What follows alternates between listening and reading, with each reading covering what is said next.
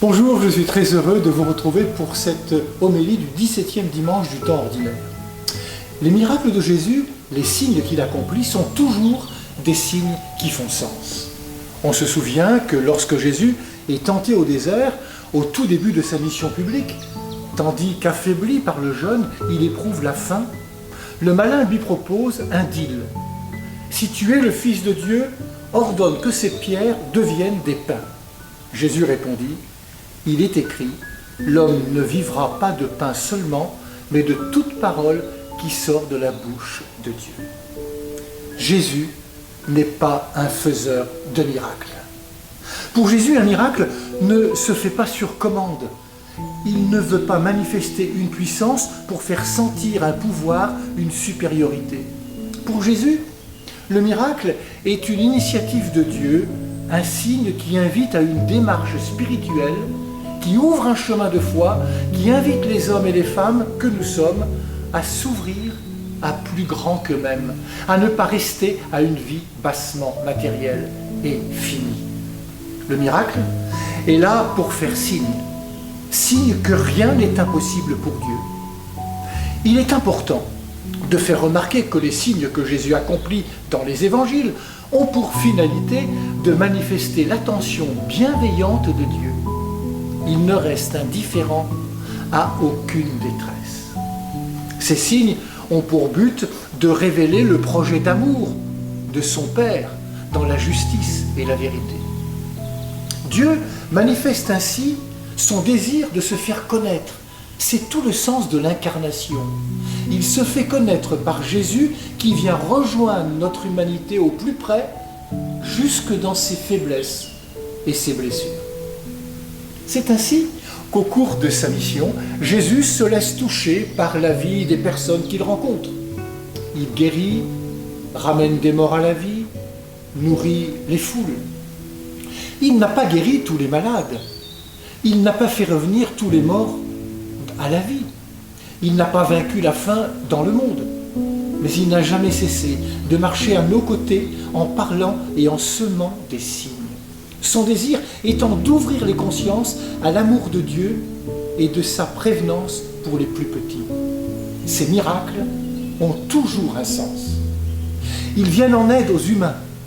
Ils restaurent leur santé, leur dignité, leur vie. Ils manifestent cette proximité de Dieu qui prend soin de son peuple. Remarquons aussi que dans l'évangile de ce dimanche, Jésus associe ses disciples aux signes qu'il va accomplir. Il les provoque même en les mettant devant une responsabilité. Il dit à Philippe, où pourrions-nous acheter du pain pour cette foule ? Jésus invite ses disciples à prendre conscience de la faim de cette foule. Jésus leur fait prendre conscience des pauvres moyens dont nous disposons face à l'ampleur du problème. Le salaire de 200 journées ne suffirait pas pour que chacun reçoive un peu de pain.